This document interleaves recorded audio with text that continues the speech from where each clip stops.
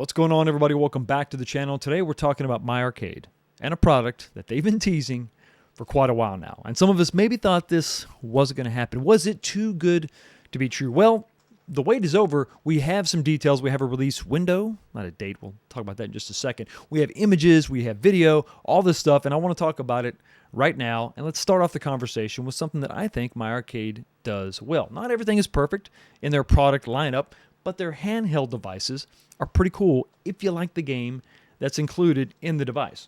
And it is definitely a device that is specific to the game that you're playing. So the controls and everything are maximized and optimized for that. And like this Contra unit I have right here, the color scheme, everything is really cool. They fit well in the hand. They run on AA batteries, and it's definitely a stocking stuffer of the highest caliber. I'd say that in the best possible way. Running at about 40 to 50 bucks, these little, depending on the naming convention that they're going with, the Pocket Player Pros and whatever, these little devices are pretty cool if you like the game that's included. But some people maybe wanted something a little bit different, something a little bit more, something that maybe could include a catalog of games from a specific publisher, like, I don't know, Atari. So this game, this console, this handheld has been teased for quite a while with a lot of promises. Can they deliver? Well, that's going to be the big topic of discussion as they roll this thing out. So let's go ahead and start off right now. We're talking about the Gamestation Go from My Arcade, a big handheld with a 7-inch screen, all kind of wacky control stuff going on. It's a lot to take in. So let's go ahead and take a look first off at some of the packaging, some of the images, and we'll talk about it as we go. So the first one is going to be this first packaging image. It's just it's the box. Giving some clues and hints on what's inside. Obviously, the Gamestation Go is the name that they're going with. I think this has gone back and forth between different naming conventions. It's tough to keep up with if you follow this company for any length of time. But this first product is just showing off the 200 plus games, actually the handheld itself. Moving on to the second picture, we have, of course, the back of the box showing off the product itself with the kickstands in the back, kind of reminding me of the Nintendo Switch. Not a bad comparison.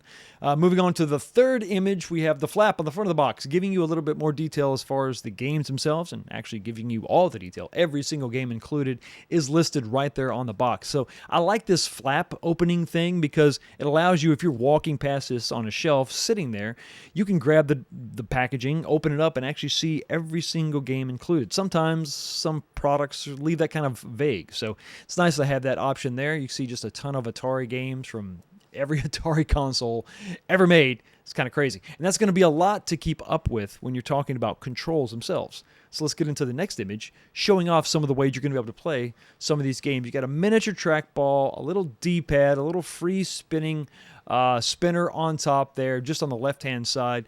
The rings, those little bitty rings, they look like clear translucent plastic around each device or each input device. That's part of the Smart Glow technology. We'll talk about that in a little bit more detail in just a second, but just pay attention to that. Moving on to the next image, you can see that same sort of translucent plastic around the buttons. Once again, the Smart Glow technology. The idea is that there are so many games on this device that sometimes it would be confusing as far as what buttons do I push, what controls are going to be used for the game I'm about to play. Well, you're going to have this ring around the controls that will glow to let you know, hey, these are the buttons you use for this specific game you're going to play. That's pretty cool, and definitely kind of taking some of the guesswork out of, just mapping each individual game and trial and error, basically. Very nice touch. And if you're going to do a sort of a multi-cade device, this is a good way to kind of pull that off and eliminate some confusion. Another shot of the product. I like the back side of this thing with these big grips, similar to like this Contra handheld I have here. You can see you've got these ridges here. It makes it easier to hold on to. So if the device is too thin, it just feels like an iPad or a smartphone. That can be kind of tough to hold on to, but with those little bumps on there, usually hiding batteries. You can see some of the inputs on the top. Also, you got your USB Type-C, you got the HDMI, you got your headphone jack, so that's always really good to have. You can see those devices and those things connected is not going to really get in the way as far as gameplay. They didn't do the switch route where they put all the connectors on the bottom. That would be an issue if you're trying to maybe play this while you're charging. Some more images of just somebody actually holding the device. It's nice to see that the screen is lit up and showing, a game being played. A lot of these images they sent me didn't have anything on the screen. And I really want to get a feel for how bright that screen is because they're not giving us a ton of detail on the screen, the resolution and all that. They're just saying high resolution. They're not really calling out IPS specifically. So I'm interested to see the quality of this screen because, I mean, it's taking up a lot of real estate. And when you consider the price, well, you hope you're getting a really good product for the money. Moving on to something that I pulled from the manual itself. This is going to give you a description of all the inputs, of which there are several. So let's go through them one by one, starting with 1 and going all the way to 21. Looking at the image, you're going to have obviously the paddle, you're going to have the D-pad, you're going to have the trackball, you're going to have a settings button and a credit button, insert coin button. So that's nice to have its own distinct button. Curious if they are sort of in the middle, so I don't think you're going to be mistakenly pressing that, but maybe if you got large thumbs, it's a possibility, especially with that paddle up top. And then you're going to have a select and a start button, of course, the action buttons, and then the keypad underneath the action buttons.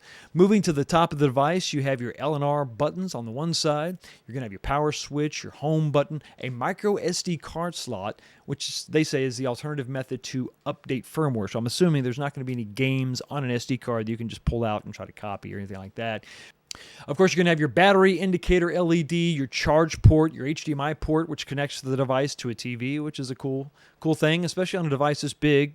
You want to have as many options as possible, and there's definitely room for a full-size HDMI connector. The headphone port, and you've got your volume buttons, and then, of course, your R1, R2 buttons, and then on the very back, you're going to have your kickstand. Okay, so let's talk about the release window, not so much a date. October is when this thing is going to be available. Now, if you want to pre-order now, you can head on over to GameStop, EB Games, or Atari.com, and you can pre-order your device, and they'll give you more information as far as when you can expect this thing to ship to your location. But if you want to see this in a retailer, you're going to see things start popping up between the 2nd and 3rd week of October, getting out to different retail partners.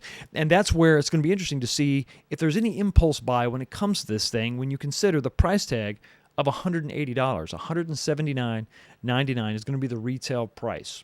Is that too much? Is that going to be cost prohibitive? I don't really know, but I do know that the handheld market is really, really jam-packed with different offerings. Everything from Switch 2s and Switch 1s and all these different Anbernic devices. And of course, My Arcade has done a pretty good job of flooding the market with smaller handheld devices too.